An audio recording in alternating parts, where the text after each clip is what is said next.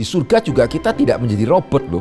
Ya, jadi nggak kemudian kita misalnya pada waktu mau melanggar nggak bisa bergerak gitu ya. Tidak. Kita aminkan God is love, God is holy. Apakah kita bisa katakan God is wrath? Kalau abad ini tidak ada KTB gitu ya, maka bagian pemuritan yang penting akan lost. Dan abad 21 itu dicirikan dengan kesendirian.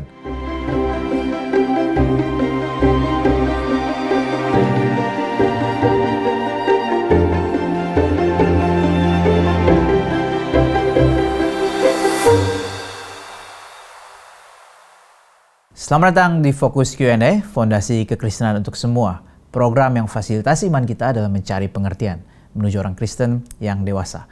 Saya Kias sebagai host dan di sini sudah hadir Pendeta Dr. Henry Ongkowijoyo, dosen Perjanjian Baru dari STT Reform Injili Internasional, yang akan meresponi pertanyaan-pertanyaan kita. Pak Henry, Ya. kembali lagi akan melanjutkan Fokus Q&A. Baik.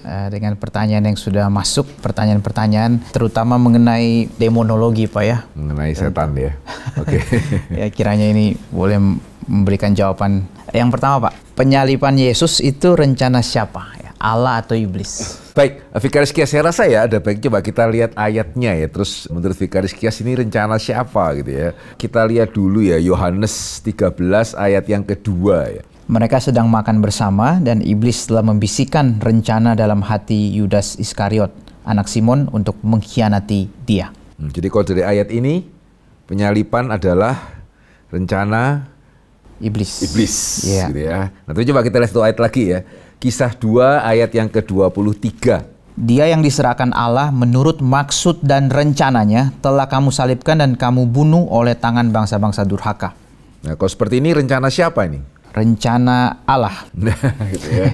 Iya, jadi sebetulnya tidak perlu sampai dipertentangkan ya, apalagi diperdebatkan ya. Di dalam Alkitab kita melihat ya penyalipan Tuhan Yesus jelas ya, tadi iblis yang membisikkan kepada Yudas Iskariot ya supaya menyerahkan Yesus, tapi di sisi yang lain Kisah Para Rasul juga sangat jelas ya di dalam rencananya. Ya bahkan kalau kita melihat di dalam bahasa aslinya itu exact plan ya, dalam rencana yang Allah itu sudah tetapkan gitu ya untuk kemudian Yesus mati di atas kayu salib.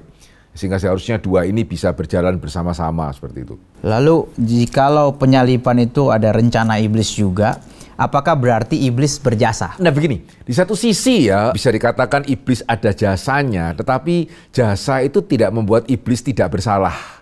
Contoh sederhananya ya, kalau misalnya ada pencuri masuk ke dalam rumah kita dan dia mengambil suatu barang milik kita yang dia anggap berharga.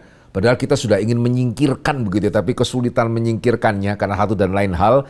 Dia ambil barang itu karena dia rasa itu berharga, padahal sebetulnya tidak gitu ya. Nah kemudian pencuri itu tertangkap ya, apakah, dan kemudian dia tahu ya ternyata kita ingin menyingkirkan barang itu.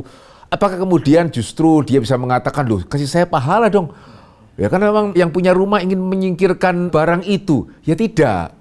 Ya satu sisi ya kalau mau dikatakan dia ada jasanya, ya iya juga. Tapi di sisi yang lain itu tidak melepaskan dia daripada hukuman. Karena pada waktu dia mengambil barang saya, itu bukan karena dia mau mengurangi beban saya, karena dia mau mencuri.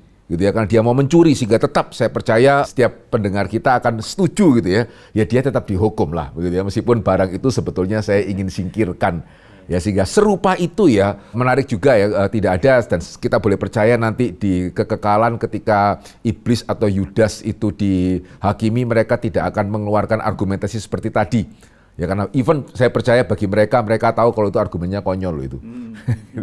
Jadi tidak sih, iblis tetap akan menanggung hukumannya karena memang bukan maksudnya dia membantu Tuhan ya. Maksudnya dia seperti dari awal adalah selalu ingin melawan Tuhan begitu. Lalu jikalau penyalipan itu rencana Allah, apakah tidak berarti Allah itu kejam? Nah dalam hal ini kita perlu membedakan ya. Vikaris Kias ini yang nanya siapa gitu, yang punya keraguan seperti ini, apakah Kristen atau apakah bukan Kristen. Ya kalau andai kata yang terpikir seperti ini itu Kristen, saya jujur agak sedikit heran. Gitu ya, karena saya percaya kalau kita tanya kepada yang bersangkutan ya, ayat apa yang paling terkenal di dalam Alkitab, ya harusnya kita bisa menebak dan pendengar kita juga bisa menebak kemungkinan 9 dari 10 yang keluar adalah Yohanes 3 ayat yang ke-16 kan. Karena begitu besar kasih Allah akan dunia ini sehingga dia mengaruniakan anaknya yang tunggal. Nah permisi tanya, ketika Yohanes 3:16 mengatakan Allah mengaruniakan anaknya yang tunggal itu maksudnya apa? Ya sekedar Allah mengutus anaknya turun ke dalam dunia, Ya sekedar Allah mengutus anaknya untuk menyembuhkan orang. Apa maksudnya ketika Yohanes 3:16 itu mengatakan begitu besar kasih Allah sehingga dia mengaruniakan anaknya yang tunggal sehingga barang siapa percaya tidak binasa melainkan beroleh hidup yang kekal. Ya sebetulnya mengarah kepada salib. Ya, kenapa tadi saya mengatakan saya heran ya kok bisa kemudian ada orang Kristen yang mengamini Yohanes 3:16, menganggap itu bukti kasih Allah yang besar, sekaligus juga menganggap kalau kemudian penyaliban Kristus adalah rencana Allah, berarti Allah kejam. Ya tidak. Gitu ya, tidak. Nah, bagi mereka yang bukan orang Kristen ya, yang tentunya mereka tidak akan menganggap Yohanes 3:16 itu sebagai ayat emas mereka gitu ya. Nah, kita perlu menjelaskan dua hal. Ya, yang pertama itu adalah bukan berarti kemudian Allah Bapa seperti memaksa Allah Anak. Dan Allah Anak akhirnya yang terpaksa, yang dikorbankan. Ya, sementara Bapa itu yang mengorbankan. Ya, saya percaya ya, tidak ada orang tua yang akan mengamini ya, wah puji Tuhan yang meninggal anak saya bukan saya. Ya, saya percaya nggak ada orang tua yang akan berpikir bahwa ya lebih baik sih daripada saya, atau at least tidak ada orang tua yang genah ya, gitu ya. Ya tidak ada orang tua yang beres yang akan bersuka cita karena anaknya meninggal dan bukannya mereka. Tidak loh. Ya sehingga dalam teologi reform ya kita mengenal ada yang namanya itu perjanjian penebusan. Yang dibedakan dari perjanjian Adam, perjanjian Abraham, perjanjian Sinai gitu ya. Perjanjian penebusan ini adalah mempunyai 3 ciri. Ini perjanjian yang terjadi di kekekalan. Ya, sementara perjanjian yang lain gitu ya, Sinai dan seterusnya itu kan terjadi di dalam waktu gitu ya. Nah kalau perjanjian penebusan itu terjadi di kekekalan antara ketiga pribadi Tritunggal. Ya jadi bukan antara Allah dan manusia siapa gitu ya. Tetapi terjadi antara ketiga pribadi Allah Tritunggal berkenaan dengan keselamatan. Ya, ayat-ayat pendukungnya adalah kita menemukan di dalam perjanjian baru khususnya Efesus ya, keselamatan kita sudah sebelum dunia dijadikan gitu ya. Jadi bukannya kemudian setelah jatuh ke dalam dosa baru Allah membuat plan B, tidak ya. Kita sudah dipilih di dalam Kristus sebelum bahkan dunia dijadikan. Ya jadi ada perjanjian kekal antara Tritunggal gitu ya, sehingga Ibrani mengatakan ya Yesus bahkan ingin dijadikan benar-benar persis sama dengan kita. Ya, jadi jangan memikirkan bahwa Allah kejam gitu ya, Allah mengorbankan anaknya gitu ya. Tidak. Ya, dan yang kedua, kita perlu menyadari bahwa Allah itu tidak wajib untuk menyelamatkan satu orang pun.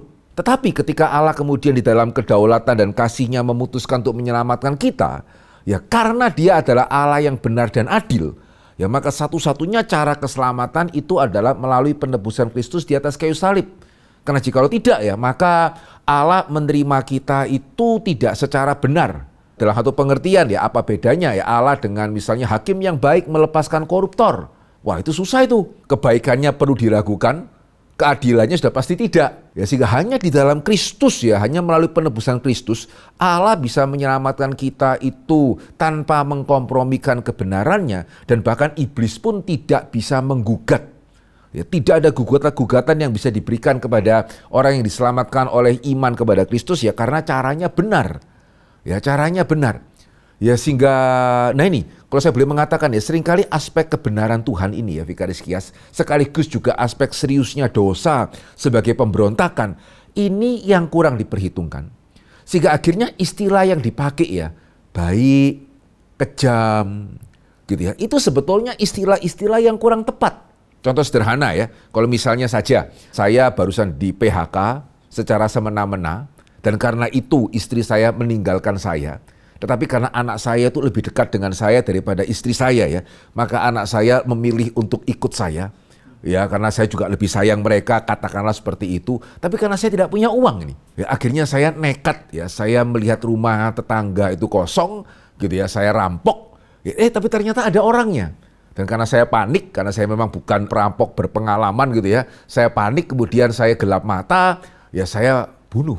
Ya singkat cerita saya tertangkap dan ketika saya diadili gitu ya, kedua anak saya itu selalu ikut dan mereka sangat cemas gitu ya. Karena ya kalau sampai saya di penjara mereka panti asuhan.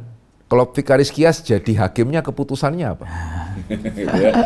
Ya atau kalau kita pendengar kita menjadi hakimnya keputusan saudara itu apa?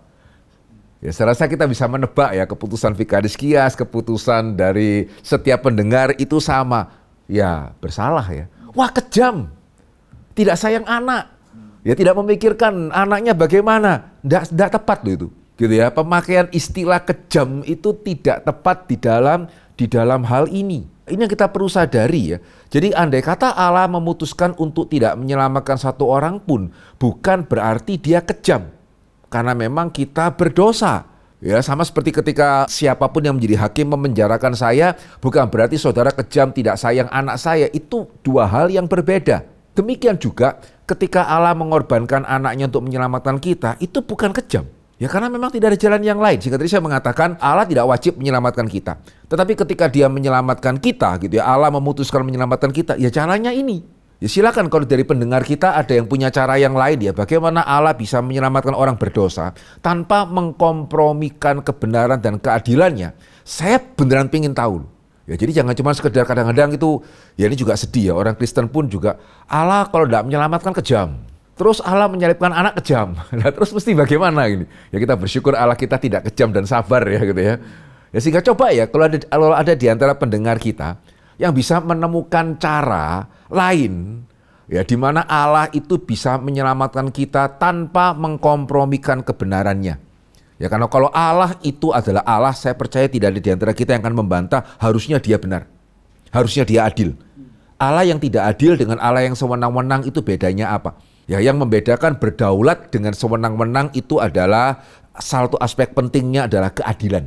Ya, sehingga kalau ada di antara saudara yang bisa memikirkan bagaimana Allah bisa menyelamatkan orang berdosa tanpa melalui korban Kristus, tanpa juga mengkompromikan kebenaran dan keadilan Tuhan, saya secara jujur ingin tahu loh. Kalau tidak, ya kita mesti rendah hati ya. Jangan terlalu gampang itu seperti mempersalahkan ini salah, itu salah. Kita perlu lebih rendah hati, yang salah itu kita gitu ya.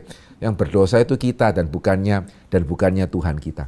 Ya jadi Alkitab mengatakan itu rencana iblis, bukan berarti iblis itu berjasa, bukan berarti iblis itu kemudian layak mendapatkan upah meskipun dalam tanda kutip ada jasanya. Demikian juga Alkitab mengatakan itu rencana Bapa, bukan karena Bapa itu kejam ya, tapi karena Allah Tritunggal mengasihi kita. Istilah memuaskan murka Allah, biasa dalam teori atonement itu tidak semua aliran kekristenan itu setuju sama itu Pak ya? Yeah. Bolehkah dijelaskan kenapa kita terima itu juga? Ya, oke, baik. Terima kasih. Ini satu tanggapan yang baik ya. Ya, kenapa kok hari ini termasuk orang Kristen ya, itu tidak suka berbicara mengenai murka? Kalau boleh saya agak sedikit melebar sedikit, karena tiba-tiba saya teringat ketika saya kuliah di Singapura ya. Dosen saya satu kali mengatakan, wah minggu lalu hamba Tuhan di gerejanya berbicara mengenai murka. Dan dia mengatakan, saya sudah nggak ingat lagi loh, kapan terakhir kali dia berbicara mengenai murka. Luar biasa ya, jadi hari ini memang orang Kristen itu tidak suka berbicara mengenai Allah yang murka. Ya karena tadi ya, kita itu mengaitkan murka itu dengan jahat, murka itu dengan kejam. Ya kita tidak mengaitkan murka itu dengan benar dan adil. Ya itu yang menjadi masalah besar. Jadi kalau Allah tidak bisa murka atas dosa, berarti kebenarannya di mana?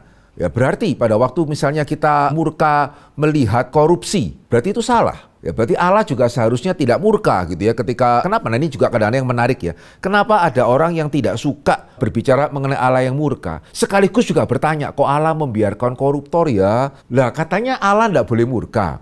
Ya berarti dengan koruptor pun kan juga Allah mesti mengasihi kan? Kenapa ada orang kemudian bertanya, koruptor kok nggak dihukum? Ya Allah kasih tuh namanya tuh. Ya ini permasalahan besar di sini ya. Ya, jadi sebetulnya mereka yang mempermasalahkan murka Tuhan, mereka juga tidak konsisten kok. Ya karena mereka sebetulnya menantikan juga hukuman Tuhan. Ya atas orang-orang yang ya koruptor lah, yang secara semena-mena lah dan seterusnya begitu ya. Ya sehingga kita mesti belajar ya mengaitkan murka itu tidak sama dengan kejam. Murka itu bagian dari kebenaran dan keadilan Tuhan, bukan berkenaan dengan kesewenang-wenangan Tuhan. Sehingga saya sangat rindu ya kepada ya saudara-saudara yang boleh mengikuti program ini ya. Salah satu tanda kedewasaan adalah kita tidak hanya memperdulikan kasih tetapi juga kebenaran keadilan. Anak itu hanya seringkali taunya kasih. Ya sehingga ketika dia salah, dia dipukul, papa jahat gitu ya. Itu anak. Ya, tapi kalau orang dewasa ya harusnya selain kasih, kita juga mesti memperhitungkan faktor kebenaran keadilan. Ya karena kasih sekali lagi tanpa kebenaran dan keadilan bisa pilih kasih loh. Ya apa yang membedakan kasih dari pilih kasih itu adalah kebenaran dan keadilan. Misalnya begini Pak, kita aminkan God is love, God is holy. Apakah kita bisa katakan God is wrath? Yes, kalau boleh sedikit saya mengatakan ya, dalam hal ini ya Calvin dengan Luther agak ada sedikit perbedaan. Kalau kita tanya kepada Luther, atribut Allah yang terpenting itu apa? Kasih. Tetapi kalau Calvin akan menjawabnya itu glory, kemuliaan. Dan saya pribadi lebih melihat Calvin ini lebih menyeluruh ya, gitu ya. Karena kemuliaan berarti tidak meniadakan kasih. Sementara kasih saja itu bisa membuat justru anak atau murid tidak menghormati kita loh. Orang tua yang kasih saja sehingga memanjakan anak karena kasih kok. Ya anak itu senang-senang aja sih punya orang tua yang memanjakan dia. Apakah anak itu akan menghormati orang tuanya? Ya tidak. Dan sekaligus juga apakah kasih yang memanjakan akan mendatangkan apa yang baik bagi anak? Ya juga tidak. Ya demikian juga sama ya, kalau tiap murid ya, bukan setiap lah, mungkin sebagian besar murid suka punya guru yang kasih ya, yang membiarkan anaknya nyontek gitu ya. Tapi apakah kemudian murid itu akan menghormati si guru? Ya tidak. Dan apakah kemudian kalau guru itu membiarkan anaknya itu nyontek berarti benar-benar dia mengasihi? Ya juga tidak loh, karena itu tidak baik bagi anak. Sehingga dalam pengertian ini ya, saya percaya apa yang Calvin katakan lebih menyeluruh. Kasih Tuhan harus mendatangkan kemuliaan. Kebenaran keadilan Tuhan mendatangkan kemuliaan. Kekudusan Tuhan mendatangkan kemuliaan bagi Tuhan. Saya kepikiran doktrin divine simplicity.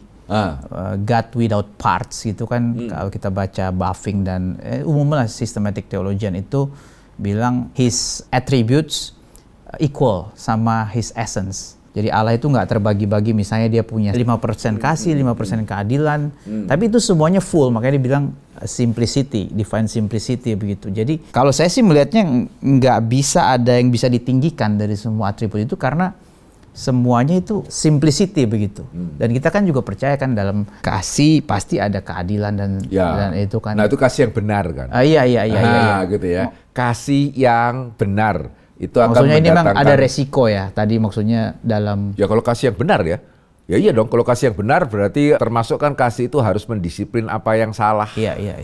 Sebetulnya kalau simplicity itu kita mengerti Allah kita itu simple, tidak rumit. Dosa itu merumitkan segala sesuatu, Allah kita tuh simple. Jangan makan buah itu, kamu mati. Rumitnya di mana? Gitu ya, rumitnya di mana gitu. Ya demikian juga loh, sekarang dunia berdosa, kenapa kok ada kejahatan? Ya karena masih dunia berdosa. Ya nanti ada penghakiman terakhir, ya tidak ada, kan tidak rumit. Ya dosa itu yang membuat rumit. Tuhan kita itu simple, gitu ya. Sehingga itu kenapa nanti di kekekalan ya Tuhan tidak perlu CCTV dan berbagai hal ya untuk menghakimi kita karena penghakimannya dia itu simple. Kayak tadi ya, misalnya kamu mengatakan baik itu berarti Allah tidak boleh murka. Lah terus kenapa kalau koruptor kok kamu suruh Allah menghukum? Nah kalau kamu tidak konsisten, salah nggak? Tidak perlu CCTV, gitu ya. Tidak perlu pengacara dan pembela. Dan saya percaya nanti di surga ya, pertanyaan Tuhan kepada kita tuh simple. Oh kamu merasa tidak apa-apa ya main-main sama perempuan. Kenapa kalau mamamu dibegitukan kamu kok marah? Ya ini ya yang menjadi kesulitan kita sebagai orang berdosa itu kita rumit. Karena kita tidak konsisten. Ya sehingga kalau saya bermain-main dengan wanita, tidak apa-apa kok. Kalau mama saya ya tidak boleh. Istri saya ya jangan. Gitu. Nah, ya seperti ini ya Tuhan menghakimi kita tidak perlu CCTV ya. Gitu ya. Sehingga Alkitab mengatakan kan kita akan menjadi hakim diri kita sendiri tuh. Ya karena kita yang berdosa tidak mungkin konsisten. Sementara karena Tuhan itu simple ya. Apapun yang dilakukan itu konsisten. Itu kenapa iblis tidak bisa mengganggu gugat. Jika Adam dan Hawa berdosa karena adanya kontribusi hasutan iblis, lalu atas hasutan siapa iblis jatuh dalam dosa? Jika ada yang pernah mengatakan, kalau tidak salah Santo Agustinus, bahwa dosa adalah ketiadaan kebaikan, bagaimana mungkin seorang malaikat jatuh di tempat yang setiap incinya dipenuhi oleh kebaikan Allah? Oke, baik. Untuk iblis kita boleh baca Yohanes 8 ayat yang ke-44. Dikatakan iblislah yang menjadi bapamu dan kamu ingin melakukan keinginan-keinginan bapamu. Ia adalah pembunuh manusia sejak semula. Tidak hidup dalam kebenaran. Di dalam dia tidak ada kebenaran. Apabila ia berkata dusta, ia berkata atas kehendaknya sendiri. Sebab ia adalah pendusta dan bapa segala dusta. Ya, sehingga ini adalah salah satu ayat ya yang mendasari kita mengatakan iblis tidak dibujuk oleh siapa-siapa. Iblis berdosa, iblis memberontak melawan Allah bukan karena dibujuk oleh satu individu atau pribadi yang lain. Tetapi juga kita harus memberikan catatan ya. Bukan berarti kemudian iblis bukan ciptaan Tuhan. Ya juga bukan berarti Tuhan menciptakan iblis. Ya jadi Agustinus mengatakan dosa itu adalah ketiadaan gitu ya, bukan keberadaan. Sehingga sama, iblis itu adalah malaikat Tuhan. Tetapi yang dalam satu momen dia kemudian, ya kalau mau dikatakan dalam bahasa Augustinus gitu ya, memiliki ketiadaan ketaatan. Ya sehingga memang Alkitab tidak mengatakan bahwa malaikat itu diciptakan menurut gambar dan rupa Allah, sehingga masih bisa diperdebatkan dalam hal ini ya. Tetapi yang tidak perlu diperdebatkan adalah ya Alkitab tidak mengatakan malaikat robot. Ya sehingga itu berarti ya malaikat bisa memilih untuk taat, dan taat itu kebaikan. Gitu ya. Tetapi juga sekaligus pada waktu dikatakan malaikat itu bisa taat, berarti dia juga berpotensi untuk tidak taat.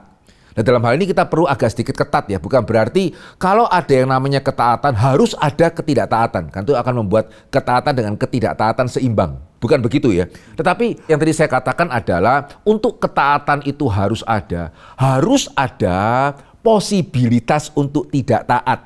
Posibilitas. Jadi bukannya ketaatan tidak bisa ada, kalau ketidaktaatan tidak ada, itu namanya putih dan hitam secara setara, tidak.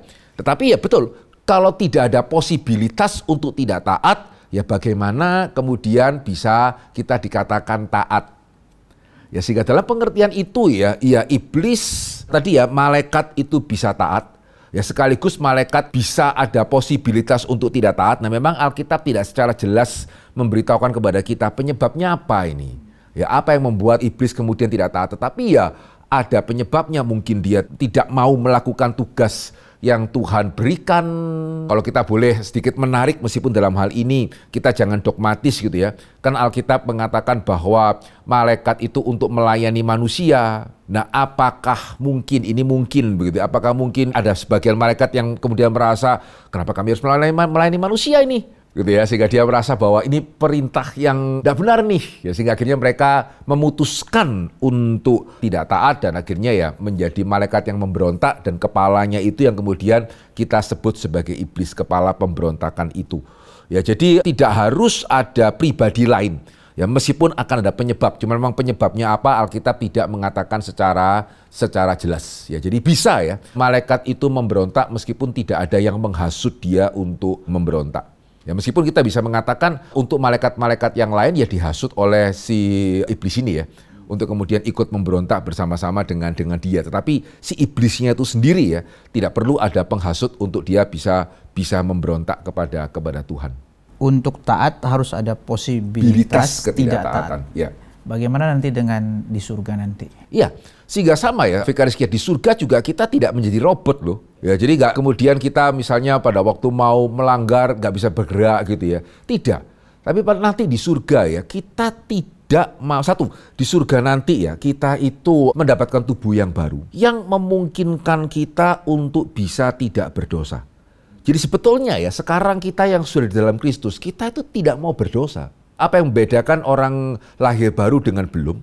Bukan kalau orang lahir baru tidak bisa berdosa. Juga bukan orang lahir baru tidak bisa melakukan dosa yang sama.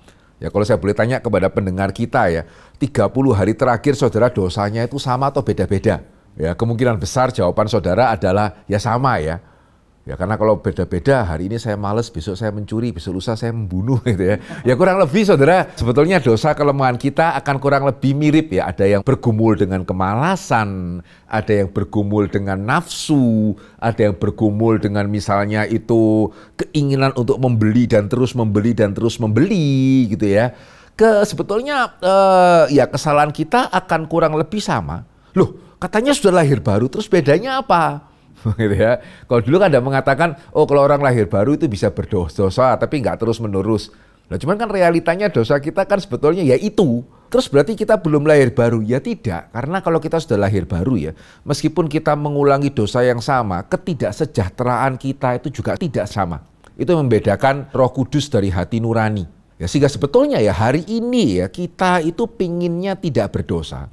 Tetapi ya karena kita belum mendapatkan tubuh yang baru dan kita masih tinggal dalam dunia berdosa gitu ya, akhirnya kita masih jatuh lagi, kemudian menyesal lagi. Ya tapi kemudian masih bisa jatuh lagi. Sehingga di surga nanti ya kita tidak mau berdosa. Gitu. Dan pada waktu itu ya kita tahu ya ada yang namanya neraka juga. Ya itu juga merupakan bagian. Ya kita di surga tahu kan ada yang namanya neraka. Ya sehingga di sana itu juga menjadi salah satu yang membuat kita kenapa saya harus berdosa. Selain saya sudah mendapatkan tubuh yang baru. Jadi di surga nanti ya kita tidak berdosa bukan karena kita robot. Tetapi karena kita memang tidak ingin berdosa, karena kita juga sudah melihat dengan jelas keadilan Tuhan, kita juga sudah pernah mengalami sendiri rasanya diperbudak oleh dosa, gitu ya, sehingga kita tidak mau berdosa, dan tubuh baru itu memungkinkan kita ya, tubuh yang rohaniah, bukan roh ya, tapi tubuh yang rohaniah, 1 Korintus 15, itu memungkinkan kita untuk tidak berdosa. Ya, sehingga sama sebetulnya, bukan berarti di surga nanti kita menjadi robot, itu kenapa kita tidak berdosa. Tadi balik ke yang ketika di dunia kita sudah lahir baru tapi tetap jatuh, tapi kita ada kesedihan juga. Yeah. Saya ingat 2 Petrus 2 ayat 7 itu dikatakan ia menyelamatkan Lot, orang yang benar gitu. Kemudian saya cari tahu kenapa disebut orang benar. Lot apa bagusnya gitu. Lalu dibilang dia terus menderita oleh cara hidup orang yang tak. Jadi dia tidak nyaman dengan hidup berdosa itu. Dia. Iya, berarti kan sebetulnya kalau mau dikatakan itu satu contoh ya. Ya, sehingga saya pribadi sih memandang Lot itu ya, kalau misalnya pertanyaan kalau saya boleh kalimatkan yang lain, apakah Pak Henry yakin di surga akan ketemu Lot? Iya. Terus kenapa dia nggak pindah? Gitu ya. Ya tadi saya mengatakan ya, dalam kelemahan gitu, dalam kemanusiaan kita juga gitu ya. Itu menunjukkan bahwa Lot orang benar bukan berarti kemudian dia tidak berdosa. Ya, tapi juga kita masih berdosa bukan berarti kita belum lahir baru. Ya, sekali lagi dewasa itu kita mesti bisa ada discernment ya. Tidak kemudian gebiah uyah. Kalau saya sudah lahir baru berarti nggak berdosa. Kalau saya berdosa berarti saya belum lahir baru. Kita harus lebih ada pertimbangan yang lebih menyeluruh begitu. Karena kecenderungan dalam lingkungan agama ya, dalam hal ini gereja itu kan kalau tidak ada culture untuk confession, kita pernah dengar lah ada juga yang sudah ekstrimnya lah, hobinya ngaku dosa itu kan ada juga itu, ada kelompok yang dulu terkenal lah namanya itu. Okay. Cuma juga di ekstrim yang lain tuh sepertinya ketemu hari Minggu sesama jemaat gitu. Kayaknya menampilkan segala kebaikan. Ya betul, Vicaris Case itu kenapa ya? Memang kita sangat mendorong ya untuk gereja bisa memikirkan gitu ya, untuk bisa memiliki KTB. Ya, jadi di satu sisi, nah ini selalu sekali lagi ya, kalau kita dewasa jangan ekstrim untuk ekstrim. Ya seringkali ekstrim yang satu menganggap pemuritan sama dengan KTB. Nggak ada KTB, nggak ada pemuritan. Nah terus gerejanya pada zaman Calvin itu bagaimana gitu ya. Pada zaman Augustinus itu bagaimana, apakah waktu itu ada kelompok KTB? Ya tidak. Ya jadi pemuritan itu sebetulnya kita mesti pandang secara menyeluruh. Tetapi ya jangan berarti kemudian, oh kalau gitu ya nggak perlu KTB. Ya kan di gereja kami masih ada kebaktian, masih ada persekutuan doa, masih ada PA dan seterusnya. Nah, kita mesti melihat di abad yang ke-21 di mana individualisme itu begitu kuat. Begitu ya. Ya, itu KTB memang secara khusus diperlukan di abad ini. Ya, karena kalau abad ini tidak ada KTB gitu ya, maka bagian pemuritan yang penting akan loss. Itu yang tidak terjadi pada zaman dulu. Ya karena zaman dulu kan anggota gereja juga tetangga saya juga anggota gereja, saya bertengkar dengan istri, tetangga juga tahu gitu ya, gimana caranya saya pura-pura, anak saya nakal, tetangga saya juga tahu. Nah sekarang kan tidak, apalagi yang di apartemen ya even satu lantai pun ya berapa ya yang kemudian belum terkenal baik, ya kalau kenal aja juga masih tanda tanya gitu ya, apalagi kenal baik dengan tetangga-tetangganya. Sehingga dalam konteks sekarang KTB itu memang sangat diperlukan. Karena betul ya, kalau nggak ada pertanggungjawaban ya, kita akan lebih sulit menghadapi dosa itu sulit, menghadapi dosa sendiri. Gitu ya. Dan abad 21 itu dicirikan dengan kesendirian. Ini yang membedakan kita dari abad-abad yang sebelumnya gitu. Apakah manusia yang mengalami kerusakan total masih bisa berespon pada Allah, misalnya lewat hati nurani? Dari mana asal dosa manusia dan malaikat? Bukankah awalnya semuanya baik? Iya, untuk asal mula dosa ya, saya rasa karena kita sudah ada ya fokus lecture khusus berbicara mengenai dosa. Saudara bisa lihat di sana karena ya penjelasannya nggak mungkin diberikan hanya dalam waktu sekian menit.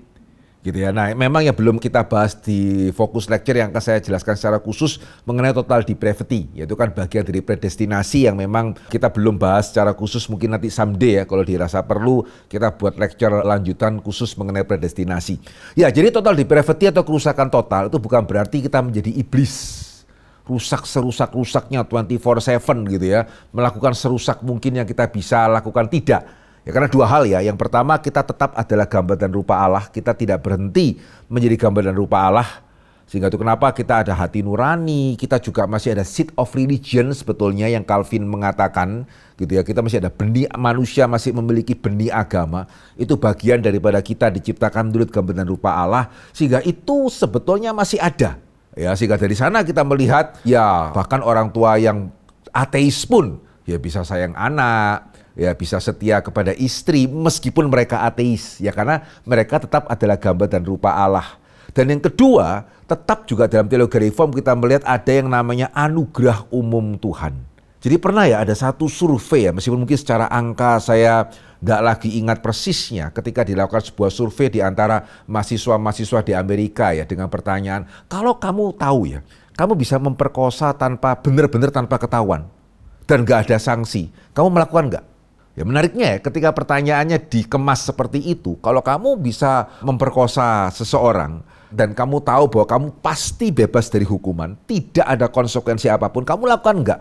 Yang jujur mengatakan akan melakukan ternyata cukup banyak loh. Ya meskipun kalau benar-benar itu terjadi, apakah mereka melakukan seperti yang mereka katakan, saya juga nggak yakin karena ada hati nurani ya tetap ya. Tetapi di sisi yang lain betul juga, ya kenapa kok mereka tidak melakukan? Ya karena ada hukuman, ada pemerintah. Gitu ya, sehingga dalam Alkitab kita melihat pemerintah itu sebagai bagian dari anugerah umum Tuhan. Ya, jadi total depravity bukan berarti kita seperti iblis berdosa seberdosa-berdosanya karena kita masih gambar dan rupa Allah, ada anugerah umum. Tetapi total depravity itu berarti adalah ya apapun yang kita lakukan itu ada tercemar dosa. Ya, sehingga even bahkan dari orang beragama bisa menyembah berhala, gitu ya. Ada orang yang sayang anak posesif dan seterusnya. Ya, jadi apapun yang kita lakukan tidak ada yang tidak tercemar dosa. Itu sebetulnya arti dari total depravity. Bukan kita menjadi iblis yang berdosa seberdosa-berdosanya 24/7. Di Matius 11 ayat 11 dikatakan bahwa yang terkecil dalam kerajaan surga lebih besar daripada Yohanes Pembaptis. Ya. Oke. Nah, apa artinya yang terkecil di sini? Apakah ini menunjukkan kerendahan hati Yohanes Pembaptis ataukah dalam pengertian lain? Dia pernah mendengar suatu tafsiran bahwa ini dimengerti sebagai kegagalan Yohanes Pembaptis dalam melaksanakan tugasnya. Ya, dikatakan bahwa Yohanes Pembaptis tidak seharusnya menegur Herodes ya, sehingga ia ditangkap ya, karena tugas utamanya adalah representatif bagi Yesus Kristus, sehingga kegagalan inilah yang menyebabkan dia disebut sebagai yang terkecil dalam kerajaan surga. Sebelum saya menanggapi, jujur ketika saya mendengar pertanyaan ini ya, kadang-kadang yang membuat saya prihatin ya. Ya kita hidup di zaman di mana sepertinya menafsirkan Alkitab itu tidak sulit. Ya sehingga semua orang sepertinya bisa membuat penafsiran Alkitab dan akhirnya justru membingungkan kita begitu. Ya sekali lagi saya juga tidak tahu yang memberikan penafsiran seperti tadi itu sudah belajar sejauh mana, ya sudah pernah mendalami sejauh mana gitu ya. Ya karena sejauh saya bisa katakan tidak ada loh indikasi di dalam Injil yang menyalahkan Yohanes Pembaptis pada waktu dia itu menegur Herodes. Ya karena, ya ini pertanyaan yang saya rasa semua akan setuju ya. Yohanes Pembaptis itu imam nabi raja yang mana ya? Nabi. Ya di dalam perjanjian lama, nabi itu sebetulnya fungsi paling utamanya itu apa? Bukan meramal loh. Gitu ya, tetapi menegur dosa. Panggilan nabi itu adalah satu pengertian lebih berat daripada raja dan imam. Ya karena kalau raja kan mesti mengarahkan umat, imam melayani umat. Nabi itu seperti melawan umat. Ya kamu berdosa akan dibuang ke Babel dan seterusnya. Gitu ya, itu yang membuat menjadi nabi itu lebih berbahaya sebetulnya daripada menjadi raja dan imam. Ya sehingga pada waktu Yohanes menegur Herodes, itu menunjukkan dia nabi yang sadar bahwa dia itu nabi. Ya sehingga ya meskipun saya percaya Yohanes Pembaptis di surga sudah mengampuni yang mengatakan seperti tadi gitu ya. Bolehkah kita lebih mendalami ya sebelum kita itu menyuarakan pendapat kita, khususnya kalau kita hamba Tuhan gitu ya. Bolehkah kita lebih mendalami, nabi menegur itu keharusan. Ya itu tugasnya nabi. Ya sama seperti kalau saya dipanggil sebagai pengkhotbah dan saya tidak berkhotbah itu bagaimana begitu. Ya sehingga bukan kegagalan ya ketika Yohanes menegur Herodes, dan juga di dalam Alkitab kita melihat Yohanes tidak gagal. Ya karena murid-muridnya Yesus dari mana? Apa syarat menjadi rasul? Syaratnya itu harus yang mengikuti Yesus dari sejak baptisan Yohanes. Jadi murid-murid Yesus itu berasal dari murid-murid Yohanes, meskipun memang tidak dikatakan apakah seluruhnya, tapi at least murid-murid penting, dan saya cukup meyakini sejumlah besar kalau bukan malah seluruhnya begitu ya. Seluruhnya tidak sih, karena seperti Matius, tetapi at least sejumlah besar itu berasal dari Yohanes Pembaptis. Gagal di mana? Demikian juga di dalam Injil kita melihat Yohanes Pembaptis berfungsi sebagai saksi. Sehingga pada waktu Yesus ditanya ya oleh pemimpin agama Yahudi, dengan kuasa mana engkau memporak-porandakan bait suci? Nah ini juga ya, kalau Yohanes Pembaptis disebut salah karena menegur Herodes, Yesus memporak-porandakan bait suci loh. Padahal dia katanya datang untuk menyelamatkan kita dari dosa. Kenapa kok mesti memporak-porandakan bait suci? Ya karena Yesus meskipun bukan hanya nabi, ya dia adalah nabi di atas segala nabi. Ya sehingga sama ya, Yesus juga menegur melalui memporak-porandakan. Nah menariknya ketika ditanya atau diminta pertanggungjawaban, Yesus menjawab apa? Jawab dulu. Menurut kamu baptisan Yohanes dari manusia atau dari Allah? Dan mereka takut menjawab, karena kalau mereka menjawab dari Allah itu berarti ya mereka harus mengaku Yesus dari Allah, karena Yohanes Pembaptis itu yang menyaksikan Yesus. Itu karena mereka mengatakan kami tidak tahu. Dan Yesus menjawab, kalau gitu ya saya nggak akan kasih tahu. Ya dari mana saya mendapatkan otoritas itu? Ya sehingga ya di mana? Bahkan ya sebetulnya ya, kalau kita baca sedikit aja kalimat yang sama tadi ya, Matius 11:11 kan Yesus juga mengatakan, ya dari antara manusia tidak ada yang lebih besar daripada Yohanes Pembaptis. Kenapa kok hanya dibaca separuh yang terakhir? Sehingga kalau Yohanes Pembaptis dianggap gagal, ya saya super gagal. Gitu ya. Ya Daud, Abraham, karena kalau tidak ada manusia yang lahir dari wanita lebih besar daripada Yohanes Pembaptis, itu meliputi mulai Abraham, Ishak, Yakub, Daud, Samuel dan seterusnya. Ya sehingga kalau Yohanes Pembaptis gagal, Abraham, ya Daniel, ya sehingga bukan. Ya bukan dalam arti itu ketika Yesus mengatakan yang terkecil dalam kerajaan surga itu lebih besar dari Yohanes Pembaptis, bukan berarti Yohanes Pembaptis gagal. Ya kan itu berarti seluruh dalam perjanjian lama semuanya gagal begitu, tidak ya. Tetapi Yesus mau menunjukkan beda yang besar yang dia bawa, perbedaan besar begitu ya antara era sebelum dan sesudah Kristus, antara umat Tuhan sebelum dan sesudah Kristus.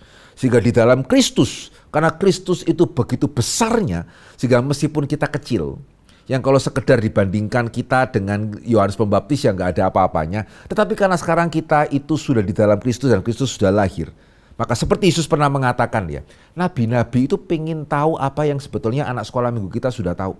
Gitu ya. Demikian juga Yesus mengatakan, kamu bersama-sama akan mengerjakan pekerjaan yang lebih besar daripada yang aku lakukan. Ya sehingga dalam pengertian Yesus mau menunjukkan betapa besarnya sebetulnya era setelah dia, era yang dia bawa, termasuk umat Tuhan di dalam Kristus. Itu kenapa dia mengatakan Yohanes kalau dibandingkan dengan yang terkecil di dalam Kristus, gitu ya. Ya Yohanes seperti tidak ada apa-apanya. Ya karena Yohanes menunjuk kepada Kristus, itu yang membuat dia sangat besar ya. Tetapi di dalam Kristus kita bisa menyaksikan, kita bisa mengajarkan apa yang Yesus ajarkan. Ya kita bisa membawa orang-orang datang kepada Kristus bahkan dalam jumlah yang lebih banyak daripada yang Yohanes lakukan. Ya, sehingga dalam pengertian itu kita mesti mengerti kalimat Yesus bukan dalam pengertian karena Yohanes salah. Ya ketika dia menegur Herodes. Saya teringat bahwa Herodes itu kan marah tapi juga menangkap Yohanes Pembaptis. Takut juga dia, lalu segan juga dia. Segan. Lalu dicatat dia ingin juga mendengarkan sebetulnya. Terus dia Yohanes Pembaptis itu ditaruh di, kalau nggak salah nama Macarius Castle, tempat yang aman, sangat aman sebetulnya. Tapi kan toh akhirnya dia ya mengalah sama, akhirnya dipenggal. Istrinya kan dia sangat sedih. Iya, kayak itu gimana ya? Ada orang-orang kayak Herodes yang ingin mendengarkan tapi kayak nggak jadi terima. Terus Agripa juga misalnya kayak hampir percaya begitu. Iya, sehingga nah sebetulnya kalau ini memang jawabannya kita itu kenapa ya kita melihat di dalam teologi reform ya. Kita percaya itu umat pilihan. Ya kalau mau dikatakan sebetulnya ada yang lebih mengherankan ya daripada Herodes ya. Yudas Iskariot dong. Oh iya. Gitu ya. Yudas Iskariot itu bahkan dia sampai mau loh mengikuti Yesus. Tapi ternyata menarik ya, Yudas Iskariot sekali lagi bukan orang yang kehilangan keselamatan. Tapi sebetulnya tidak pernah percaya. Gitu Yohanes pasal ke-6. Ya jadi ya kalau kita boleh melihat dari keseluruhan Alkitab ya Efesus mengatakan, Efesus pasal kedua ya Paulus mengatakan ayat yang pertama kita sudah mati di dalam dosa. Ya, jadi tanpa anugerah Tuhan ya kita ya tidak ada kemungkinan untuk bisa percaya kepada Tuhan. Lebih tidak mungkin daripada teroris mencari polisi. Gitu ya. Jadi saya seringkali mengibaratkan ya kalau ada teroris yang rumahnya kemalingan, dia pingin loh ketemu polisi, cuman ya enggak sih. Ya dia pingin pencuri nangkep malingnya, tapi ya dia lebih rela malingnya nggak ketangkep daripada polisi mesti datang ke rumahnya. Mending dia nggak lapor. Kira-kira begitu satu contoh perbandingan sederhana gitu ya. Mengapa Bileam, seorang yang bukan orang Israel tetapi bisa berkomunikasi dengan Tuhan, atau dengan kata lain mengapa ada seorang nabi yang non-Israel? Iya, nah ini Vikaris Kias ya. Sejauh yang saya tahu ya, Alkitab itu tidak pernah menyebut Bileam sebagai nabi. Jadi kalau ada pendengar kita yang misalnya, oh ada Bapak kelupaan baca, boleh juga tulis dalam kolom komen gitu ya, atau bisa nanya sekalian kita akan menanggapi. Sejauh saya bisa mengatakan ya, Bileam tidak pernah disebut sebagai nabi.